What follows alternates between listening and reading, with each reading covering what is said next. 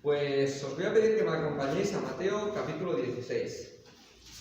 Vamos a estar gran parte del mensaje en ese pasaje, luego iremos a otro, pero la gran mayoría de ese mensaje sucede con unos versículos que quedaron ahí plasmados, que son a partir del versículo 13. Mateo 16, versículo 13. Vamos a leer hasta el versículo 20, ¿vale? Dice: viniendo Jesús a la región de Cesarea de Filipo, preguntó a sus discípulos diciendo: ¿quién dicen los hombres que es el Hijo del Hombre? Ellos dijeron: unos Juan el Bautista, otros Elías y otros Jeremías, o algunos de los profetas. Él les dijo: ¿y vosotros? ¿Quién decís que soy yo? Respondiendo Simón Pedro dijo: tú eres el Cristo, el Hijo del Dios viviente.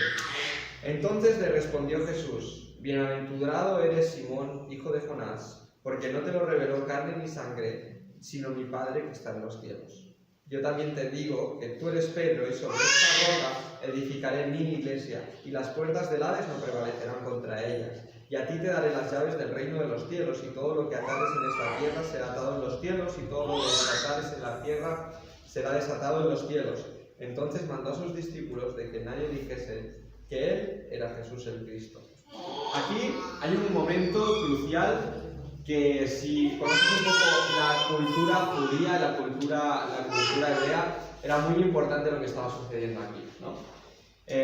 Primero Jesús les confronta o les pregunta a los discípulos por un poco qué dice la gente, qué dice la sociedad sobre quién era, como dice aquí, el Hijo del Hombre. Y empiezan a explicarle los rumores, ¿no? Pues unos dicen que era Elías, otros dicen que era Juan el Bautista, otros Jeremías. Pero Jesús va directo y les pregunta a ellos, a esos discípulos que habían estado con él, que un poco antes habían visto cómo hacían milagros y alimentaba a 4.000, cómo Jesús confrontaba a los fariseos, ¿no? Y les pregunta, yo creo que un poco a modo de examen, a ver si estaban entendiendo todo lo que estaban viviendo, ¿verdad? Y les dice: ¿y vosotros? ¿Quién decís que soy yo? Después de todo lo que has visto, después de todo lo que has vivido, y tuvieron, yo creo que el mayor privilegio que ha podido tener un ser humano, ¿no? Ser uno de los 12 que acompañó a Jesús en su ministerio. Creo que no hay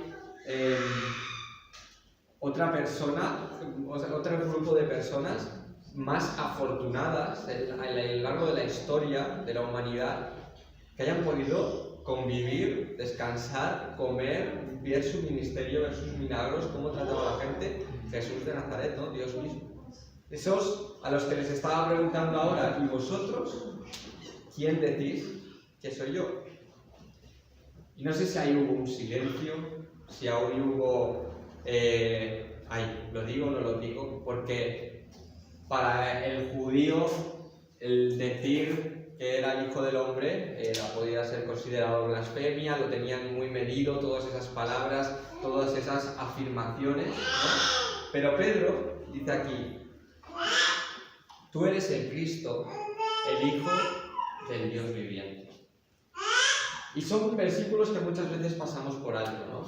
Pero creo que todos hemos experimentado esto mismo que acaba de suceder aquí en nuestras vidas, ¿verdad? Llega un momento que, bien, los que tenemos el privilegio que desde la niñez hemos conocido de Dios, de su palabra, pues vamos viendo, ¿no? Nos explican en las escuelas dominicales esos milagros, esas cosas, vas creciendo, te haces joven y vas viendo cómo Dios obra, ¿no? A lo largo de tu vida, o cómo Dios ha obrado también a lo largo de la historia, y ves, pues cuando ya eres un poco más consciente, cómo tus padres o tu familia se aferra al Señor en todas las situaciones, y vas viendo todo lo que habían visto los discípulos, ¿no? A lo largo de ese periodo del ministerio de Jesús.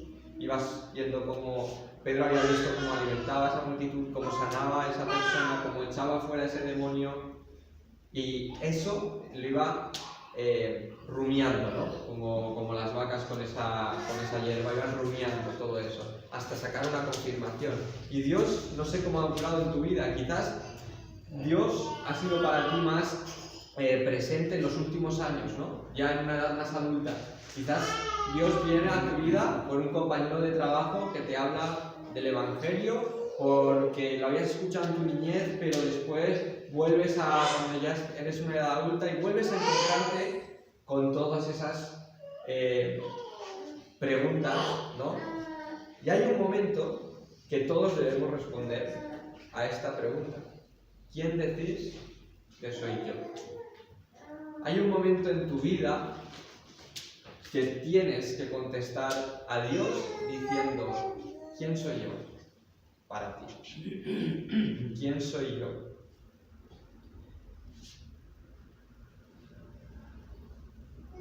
A veces le damos la vuelta a la tortilla, porque no hay manera de desmentir que cuando has conocido la obra y el poder de Dios, de desmentir su poder, su deidad, ¿no? Y de quitarle incluso históricamente, científicamente, no puedes tumbarlo, porque Dios es Dios, creador, solemne, y a lo largo de la historia ha sido Él y será siempre, ¿no? Pero tú te pones ahí y muchas veces le damos la vuelta a la tortilla y le decimos, ¿quién crees que soy yo, Señor, para que yo tenga que humillarme a tus pies o para que yo tenga que entregarme a ti, ¿verdad? Pedro, en su respuesta, refleja un reconocimiento profundo. Y no es un reconocimiento profundo por la sabiduría de Pedro, sino como vemos aquí, que Jesús le responde, bienaventurado eres Simón, hijo de Jonás, porque no te lo reveló carne ni sangre, sino mi Padre que está en los cielos. Esa revelación, esa afirmación que tiene Pedro es fruto del Espíritu Santo obrando en su vida, que ya por el medio de esa fe que Pedro deposita en Cristo, obra para que declare a Dios, a Jesús, como Dios mismo, ¿verdad? Pero ¿qué pasa? Y lo vamos a ver con un ejemplo muy claro, si en medio de esa conversación no ponemos a Jesús como una figura de Dios, ¿verdad? Y hay unos versículos aquí muy importantes, que es a partir del versículo 18, que dice, y yo también te digo que tú eres Pedro, y sobre esta roca edificaré mi iglesia. Este versículo se ha malinterpretado a lo largo de la historia, pero voy a usarlo como ejemplo para cómo enfocamos el yo o en Cristo, ¿verdad? Porque, sobre todo en especial, la Iglesia Católica aquí hace pie como que toda la Iglesia está edificada sobre Pedro, ¿no? Sobre una persona, sobre una figura humana, ¿no? Pero nosotros entendemos por la Escritura que la Iglesia está cimentada, y qué bien que sea así, sobre Cristo y no sobre una persona humana pecadora, ¿verdad? Pero qué gran diferencia que las iglesias que están creyendo que la Iglesia está cimentada sobre la roca que es Cristo, son iglesias que están centradas en Dios únicamente. Y las iglesias que se centran sobre, o la iglesia que se centra sobre Pedro como figura de la iglesia, es una iglesia muy centrada en el yo, ¿verdad? Porque Jesús les pregunta, ¿quién soy yo? Les pregunta, ¿tú eres el Cristo, el Hijo de Dios? Y si nos enfocamos en nuestro yo, vamos a ver diferentes rasgos, ¿no? Porque es la raíz de ese problema. El yo nos aleja completamente de Dios, siempre. He cogido tres puntos del yo importante que todo ser humano tiene, ¿no? La autodeterminación, el deseo de satisfacerse a uno mismo lleva a una destrucción espiritual. Si yo pienso en mi comodidad o en mi autosatisfacción, voy a dejar de lado una entrega de mi vida por el Señor. Si los 12 apóstoles hubieran pensado en su seguridad, en su salud, en su comodidad a nivel de pues todo lo que necesitaban el día a día, de no vivir por fe, no hubieran salido de Galilea, ni de Jerusalén, ni de ningún lado.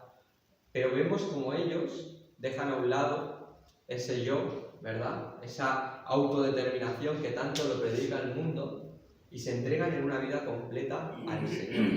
Y eso es una vida de negarse a uno mismo por completo y de entregarse, ¿verdad? También hay un problema del yo que es la autoconfianza, que es consecuencia de la autodeterminación. De mi confianza, yo tengo que confiar en mí, solamente en mí, y no confiar en nadie más. Yo me suplo de todo lo que necesito. Yo proveo porque, mira, tengo la capacidad de proveer, entonces yo confío solamente en mí, en mi persona, y no quiero confiar en nadie más, porque confiar en nadie más implica que tengo que depositar fe en esa persona y tengo que entregarme parte, ¿no?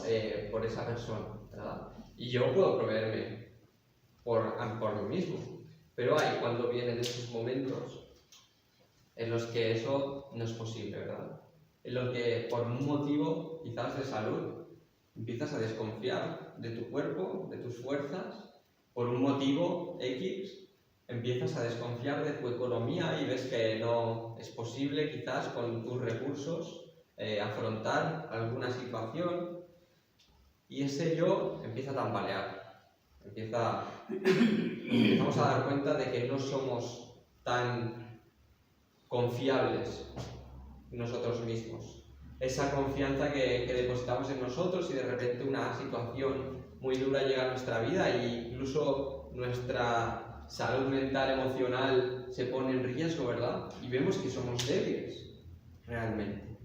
Que el hombre no es tan fuerte, como dicen. Que yo no valgo para todo, ni valgo para prácticamente para nada.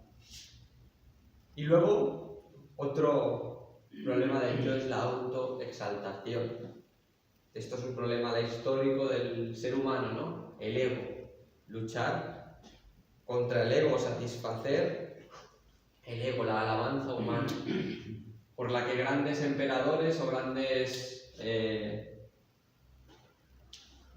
pues Alejandro Magno, Julio César, por todos es su ego y de que hay un monumento cada vez más grande suyo, hicieron realmente tremendas atrocidades, ¿no? Por querer ser el hombre más potente del mundo. Pero también incluso una escala menor en las empresas, lo veis, ¿no? Cuando aquel compañero o esa situación en las que se van pisando uno tras otro por querer una posición superior, por querer mandar, nadie quiere ser el peor, nadie quiere ser el Vespa, ¿no? El Vespa allá, Vespa acá, el mandado. Todo el mundo lo queremos estar en los que dicen las cosas que se tienen que hacer, ¿no? Pero no los que las hacen. Eso es lo más fácil. Y ese problema con el yo, si lo llevamos a nuestra vida espiritual del cristiano, se nos van colando muchas cositas a lo largo de nuestro día a día. Se nos van colando y va calando esa lluvia poco intensa pero constante en nuestra vida para que empecemos a centrarnos en el yo, en nosotros mismos, en nuestra comodidad, en nuestras costumbres y dejemos a un lado a Dios.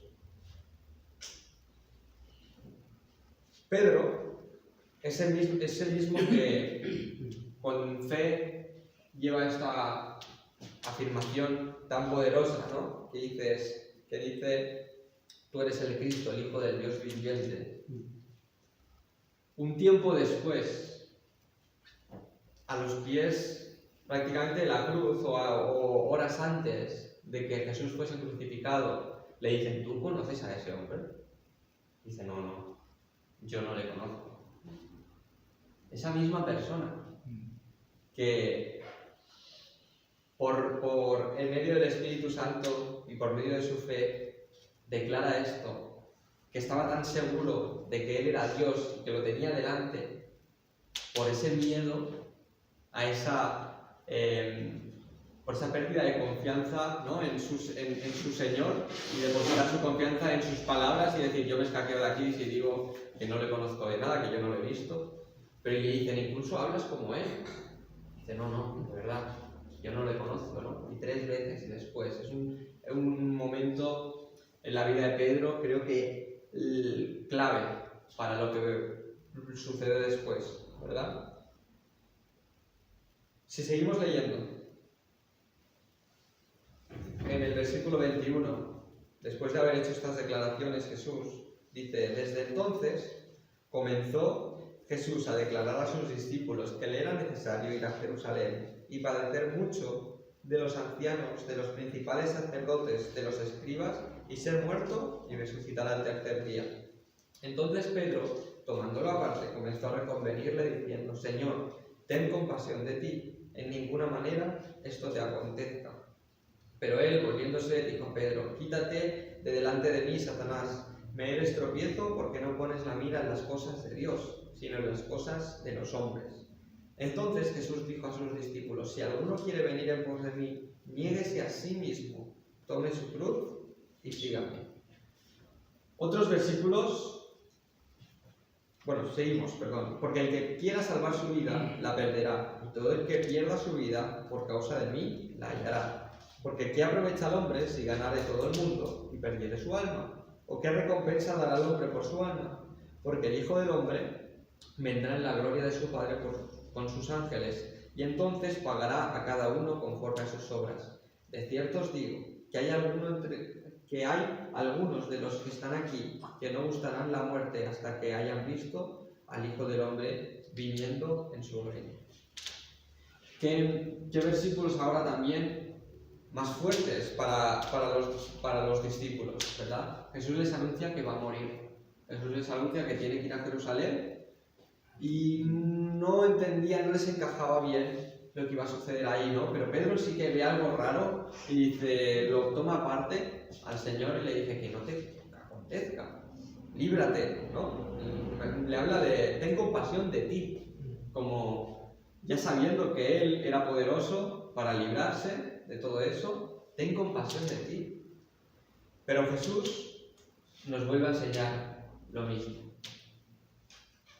Versículo 24, si alguno quiere venir en pos de mí, niéguese a sí mismo y tome su cruz y sígame. Y mira lo importante que era para Jesús cumplir la voluntad de su Padre, ¿no? Que dice, me eres tropiezo porque no pones la mira en las cosas de Dios sino en la de los hombres.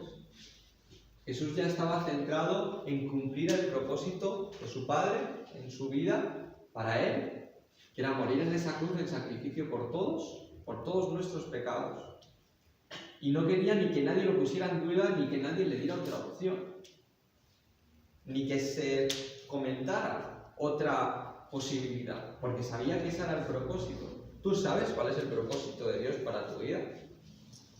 ¿Sabes qué es lo que Dios quiere que hagas?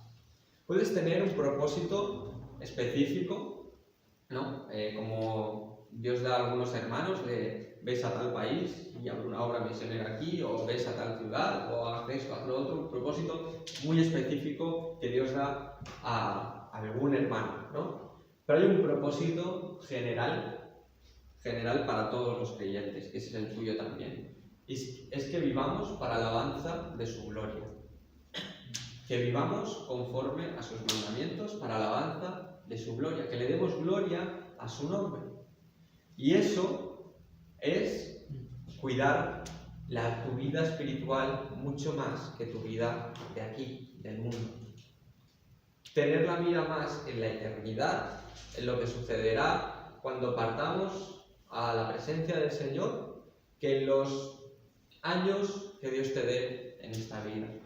Pero nuestra mente, nuestro enfoque se centra siempre mucho más en el aquí, en lo temporal, en lo que ahora no podremos atar y llevarnos al cielo así, tirando un remolque con todas las cosas que hemos atesorado aquí o que hemos aprendido aquí y llevarnos ahí. ¿Qué te llevarás? ¿Qué te llevarás? Le dirás al Señor, mira qué casa conseguí, es muy chula. Y seguramente cuando estemos todos ahí en esa presencia diremos, ¿cuánto tiempo perdí en mí? ¿Cuánto tiempo perdí en mis cosas, en mis movidas, en mis tonterías? y qué poco tiempo le dediqué al Señor en mi vida. Hay un enfoque, como he dicho antes, y he hecho un poco de spoiler, lo tenía apuntado en las notas de ahora. La iglesia católica, esa iglesia que piensa que la iglesia está cimentada sobre Pedro, ¿no? Y le dan toda la autoridad y poder. Es una iglesia que a lo largo de los años ha buscado lucrarse de las personas, que lo más importante es el oro, los palacios. Unos hermanos de la iglesia, Samuel González y Ludmila, su hermano Joel González, que algunos lo conocéis, trabaja en Italia, cerca del Vaticano, es traductor de la ONU, y fueron a visitar el Vaticano, como este verano. Y dice Samu, es que no es que solamente tengan cosas valiosas de la iglesia, tienen cosas valiosas de todas las culturas, de toda la sociedad, de todos los años, de toda la historia. Tienen ahí tesoros y dinero, y es lo que han atesorado para ellos. Es esa iglesia cimentada en el yo, en una persona, en un ser humano, en Pedro. Ha cogido dinero para su autoconfianza, para su autoexaltación. Vamos a hacer catedrales más grandes, ¿verdad? Y que se vean más, y aún están sin acabar ahí en Barcelona. Vamos a hacer cosas que se vean y que pomposas, ¿no? Para que vean que Pedro, el Papa y todo, la silla de Pedro, que vean que aquí está Dios. ¡Qué gran error! Pobrecitos que no conocen la verdad, ¿no? Porque no dudo que haya hombres que tienen el deseo de conocer a Dios de verdad, que pongan ahí, que Dios les guíe, y oremos por esos hermanos, no, por esos hombres piadosos que están ahí en medio de esos círculos, que tienen un buen deseo de corazón, que Dios les guíe a la verdadera luz de su palabra, y que realmente cambien de nuevo. Dejen de centrarse en un hombre como Pedro y empiecen a pensar en la verdadera roca sobre la que está construida nuestra fe y nuestra iglesia, que es Cristo. Y es completamente diferente. Un poco después les dice: id y no cojáis. En Marcos leíamos con los jóvenes el viernes, ¿no? Los versículos que dice: id, coger borbón o algo así que dice, pero no cojáis ni pan, ni dinero, ni nada. Id y allí donde os recibieren, y si no reciben, limpiar la suela, el polvo de vuestros zapatos y no entréis más. Una vida completamente distinta. Vive dependiendo completamente de mí. Y vivimos en un país donde tenemos la libertad de poder alimentarnos tranquilamente de la palabra de Dios, poder estar en comunión con hermanos, poder estar juntos en armonía, disfrutando de creer en el mismo Dios y diciendo: mira, el Señor me ha enseñado esto, me ha enseñado lo otro, en mi vida estoy luchando por esto, ora por mí. Vivimos en una situación idílica que otros hermanos han tenido a lo largo de la historia, que podemos fortalecer nuestra fe y nuestra vida cristiana, ¿verdad? Y dejarnos de distraer con las cosas del día a día que no edifican para la eternidad. Que pongamos nuestra mirada en la eternidad, en lo eterno. Hay un pasaje en Apocalipsis, que no quiero ir por tiempo, pero es uno de mis preferidos, que son de cuando narra que ha pasado todo, tribulación y tal, y narra ese nuevo amanecer. Se ha destruido el sol en algunas estrellas polares, pero narra cuando ya llegamos a la presencia del Señor para siempre, ¿no? Ahí entramos en ese milenio y habla de cómo, pues, ese nuevo amanecer, me lo imagino como un aire fresco, como un nuevo día, todo hecho nuevo, todo perfecto, la presencia de Dios mucho más presente, porque no habrá pecado que entorpezca esa situación, y tú y yo estaremos ahí. Y ahí será cuando digamos: perdí el tiempo, pero que podamos decir: Señor, quise aplicar mi vida para la alabanza de tu gloria, quise entregarme y luchar día a día para no distraerme con las cosas de este mundo, para no distraerme con todo lo que pueda atesorar o todo lo que pueda llenar mi mente o todo lo que pueda solucionar por mis fuerzas, y deposité mi fe y mi confianza en ti. Primeramente como Salvador personal. Primeramente tuve ese encuentro contigo y declaré: tú eres el Cristo, el Hijo del Dios viviente. Fue en mi niñez, fue en mi adolescencia, en mi juventud, en una vida adulta, cuando era anciano. Pero cuando yo tuve un encuentro contigo, dije: tú eres el Cristo, el Hijo del Dios viviente. No empecé a justificar, no empecé a buscarle, pero tú eres un Dios, pero yo quiero que seas así, ¿no? Quiero que mi Dios sea inclusivo con esta parte, o que mi Dios permita esto, permita lo otro. No, creo en el Dios de la Biblia, en aquel que es humano, vino aquí a morir por mí, resucitó al tercer día y ahora gobierna en el cielo y vendrá a buscarnos. Creo en ese Dios. Y a partir de ese día, sea temprano o a una edad más adulta, empecé a vivir por ti. Dejé de preocuparme más de lo que necesitaba por atesorar cosas aquí en la tierra, ¿verdad? Porque sé y confío que tú provees en el trabajo, provees de todo lo que llega a mi casa y que no me faltará pan. Puedes pensar, pero es que si me quedo sin trabajo, de eso me puede llegar a faltar pan. Pero no conozco un cristiano que haya pasado hambre un día de su vida. Porque está la iglesia, está el cuerpo de Cristo, están los hermanos y está Agustín, que hace unas paellas increíbles, que no te dejarán de sostener y de cuidar. Y es una manera de que Dios tiene de cuidar a los suyos. No conozco a personas que hayan pasado, mira, pues nosotros pasamos una época que, oye, no teníamos para comer y empezamos a desnutrirnos y al final, mira, me tuvieron que poner una sonda. No, conozco testimonios de no teníamos para comer, pero vino un hermano, oye, me ha sobrado comida, oye, ven a mi casa, oye, o nos echaron de la casa porque me quedé sin trabajo y tal, y tales hermanos me abrieron las puertas de su casa y estuvimos viviendo tanto tiempo en casa de esos hermanos. Conozco testimonios así. No conozco testimonios de desamparo entre los creyentes. Conozco testimonios de ejemplo de ver cómo la iglesia, cómo Dios por medio de su iglesia conforta y cuida a sus hijos, ¿verdad? Y la negación del yo es un proceso constante. Si alguno quiere venir en pos de mí, niéguese a sí mismo, tome su cruz y sígame. Yo tengo mi cruz, mi propia cruz. Mi cruz es pues el trabajo, mis preocupaciones, la provisión, y eso es lo que yo tengo que dejar en manos de Dios cada día para decir: confío en ti, que tú proveerás y que no nos faltará de nada. Yo tengo una pequeñita empresa, así que cuando eres no soy el jefe porque trabajo con mi padre, pero mando menos que imagínate ser el jefe de tu padre, no se puede ser el jefe de tu padre. Entonces, pero ves, cuando tú estás en un momento como autónomo, como empresa,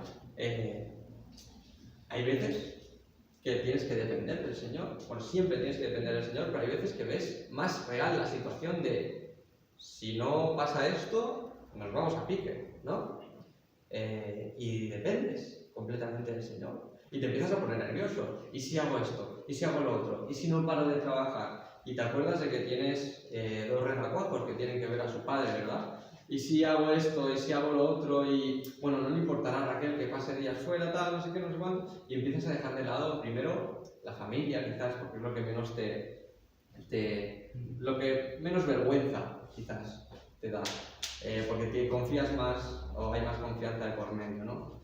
Luego dices: bueno, pero es que mira, la reunión de oración, los jueves por la tarde hacemos esa reunión, ¿verdad? Si voy a visitar a ese cliente, si hago esto o lo otro, dices: bueno, pues empieza a dejar de ir ya a la reunión de oración, ¿verdad? Y luego, bueno, es que tengo, mira, este evento, justo es este fin de semana, empiezo a dejar de ir a la iglesia, empiezo a dejar ya las cosas de Dios de lado seguidamente.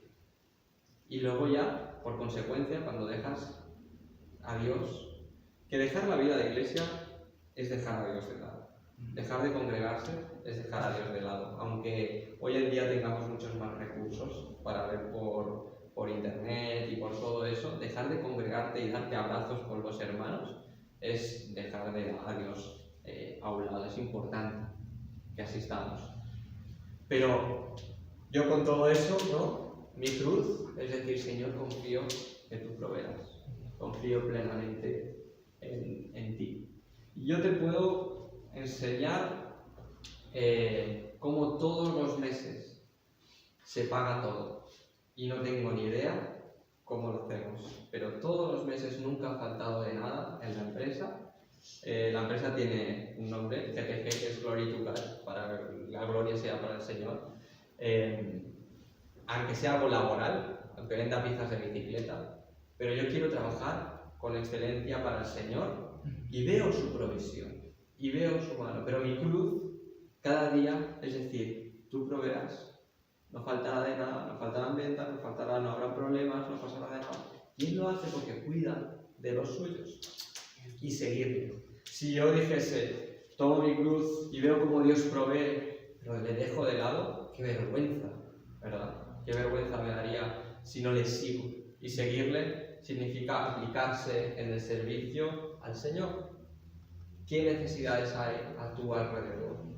¿Qué necesidades hay en tu iglesia, entre tus hermanos? ¿Sabes que un hermano está desanimado? Pues oye, un café con leche con él, o un buen café para animarle y darle un buen abrazo y decirle, hermano, sigue adelante. Esas son las necesidades que más abundan a nuestro alrededor, ¿no? Luego, pues que hay necesidad para, pues yo qué sé, la confraternidad o reunión de hermanos, si necesita ayuda, lo que vais a hacer próximamente, ¿no? Pues oye, Javi, Yoli, cuenta conmigo. ¿Qué necesitas? ¿Necesitas de mis manos? Aquí las tienes. Pero entre la iglesia hay tantas cosas para hacer, tantas cosas para seguir al Señor y mostrar su amor, pero que implica negarse a uno mismo. Porque, seamos sinceros, si atesoramos, si tienes la capacidad de atesorar, de acomodarte, de establecerte ya bien, se vive muy bien, es muy cómodo, ¿verdad? Que una vida puedas disfrutar de lo que has cosechado con tu trabajo y, oye, te lo has ganado como aquel que dice, ¿no? Pero una vida sin Cristo, una vida que hemos dejado el propósito, como comentábamos antes, principal, que es el de alabanza de su gloria, es una vida vacía, que podrás tener todo, pero no podrá llegar absolutamente nada, no podrá llenar como lo llena el Señor. Vamos a Gálatas.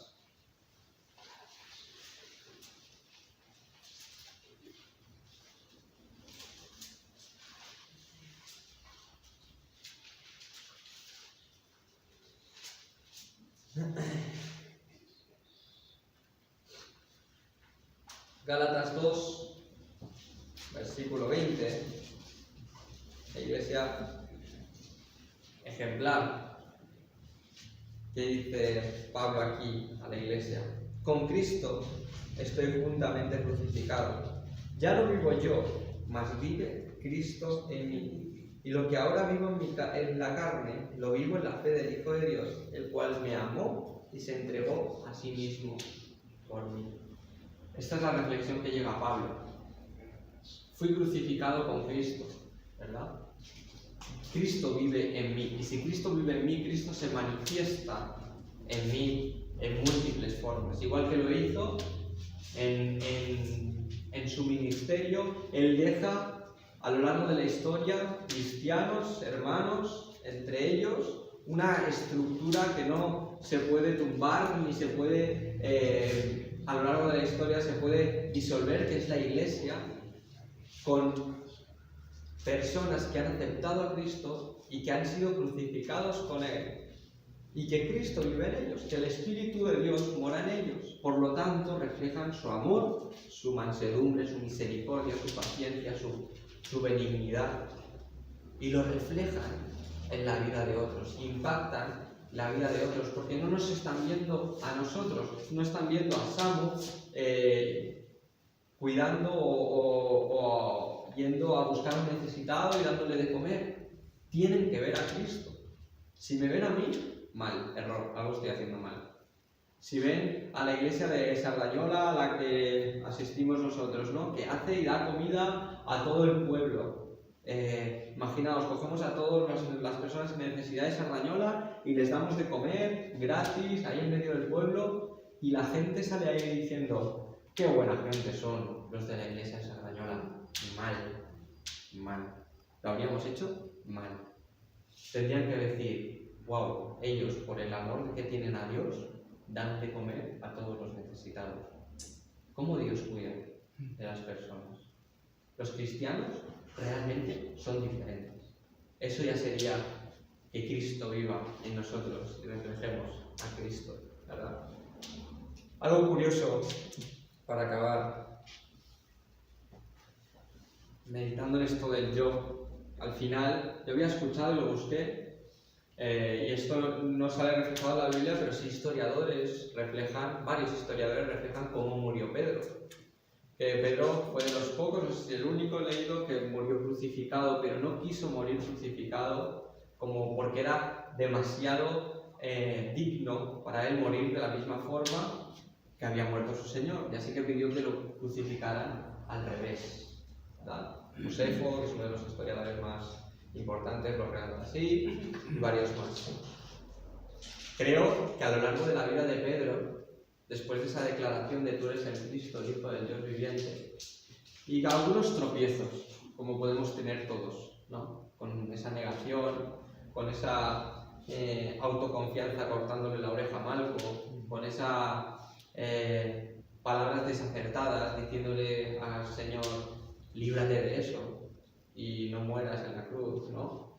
Bueno, al pesar de varios tropiezos que pudimos ver, y que pobres son muchas veces los que recordamos, después vemos una vida entregada, ¿verdad?, al ministerio, y una vida que fue consciente de quién fue Jesús para él, de quién fue Dios, que incluso no sintió que no era digno ni de morir como él, que dijo: Dios, si Jesús murió de esta forma, es que yo no soy quien, mi yo, Pedro, no tiene nada que ver con el privilegio de morir como mi Salvador. Y lo iban a martirizar, o sea, lo iban a asesinar, lo iban a torturar. Suficiente tendría como para decir: voy a morir crucificado, ¿no? Y no pide que no le crucifiquen, que no le maten. Dice que no, que lo pongan boca abajo. Son hechos históricos, ¿verdad? Pero nos reflejan un carácter trabajado, igual que el de todos los discípulos. Juan, el hijo del trueno, ¿verdad? ¿Cómo es luego el amor puro en persona? ¿Cómo habla con cariño y con una voz dócil? Todos esas vidas entregadas, todos los que tuvieron el privilegio, como veíamos al principio, de haber convivido con él y vivido día y noche con Jesús, se dieron cuenta de que lo que habían tenido delante de ellos era Dios mismo. Vieron lo que hizo en la cruz, vieron cómo resucitó, y les dio igual sus vidas. Les dio igual si eran pescadores o no. Les dio igual a Mateo volver a recaudar impuestos y el dinero, ¿no? Les dio completamente igual. Se centraron únicamente en servir al Señor, costara lo que costara. Eso era su vida. Que cuando acabe nuestra vida, lleguemos al momento de decir, que las personas puedan decir: era un hermano o era una hermana entregada por la Iglesia, entregada por el Señor. Se va a notar su marcha, porque en la Iglesia no es que hiciera muchas cosas, sino que obraba conforme a la palabra de Dios, y amaba mucho, cuidaba mucho a los demás. Y las iglesias de hoy en día necesitamos todos en nuestras iglesias que dejemos a un lado el yo, que dejemos a un lado todo lo que la sociedad nos dice y va calando, como he dicho, va entrando en nuestros corazones, en nuestras vidas, y poco a poco lo hacemos parte de la sociedad, ¿no? Y empezamos a adaptarlo todo para que nuestra conveniencia. Pero no, que no nos cale eso y que no dejemos de cumplir el propósito de Dios para nuestras vidas, para que su nombre sea glorificado. Ese es el propósito. Hay un hermano que escribió una letra de una canción y dice así, dice: ¿quién soy yo para poder hablar contigo? ¿Quién soy yo para que me hayas escogido? ¿Quién soy yo para hacerme esta pregunta y tener alguna duda? ¿Quién soy yo? ¿Quién soy yo para mirarte y no fundirme? ¿Quién soy yo para que quieras recibirme? ¿Quién soy yo para que tú te compadezcas y compartas tu grandeza? ¿Quién soy yo? Tú eres Dios y yo soy hombre. Yo soy barro y tú las manos que me forman. Yo soy sombra y tú eres luz. Y perdona que me asombre tanto amor inmerecido. Yo que tanto te he ofendido, oh Jesús. ¿Quién soy yo para que me ames? ¿Quién soy yo para pedirte que me des? Dime quién soy yo para que te hayas entregado en esa cruz y pagar por mis pecados. ¿Quién soy yo para que tú me hayas perdonado?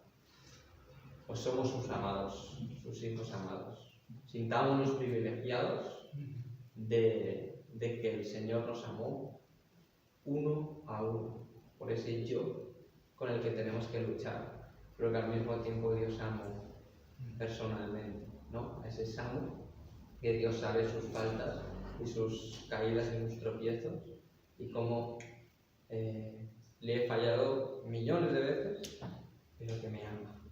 ¿Quién soy yo para merecer eso? Nadie. Por lo tanto, no viva para mí, que no vivamos para nosotros mismos, porque es que no lo merece. Merece que vivamos para el Señor. Amén. Amén.